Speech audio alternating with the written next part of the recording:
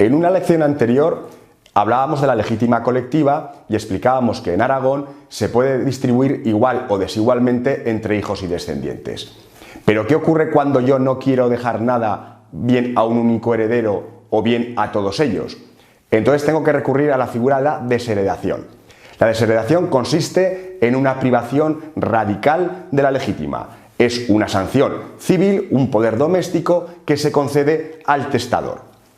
Son causas de desheredación todas las de indignidad y luego hay unas causas propias, pero lo importante es que la desheredación solo se puede hacer por una serie de causas tasadas. Por ejemplo, malos tratos, injurias, pero es muy importante la jurisprudencia del Tribunal Supremo del año 14 y 15 en el que se puede utilizar como causa de desheredación el abandono emocional o el maltrato psicológico. Ténganlo en cuenta si desean hacer testamento en estos términos.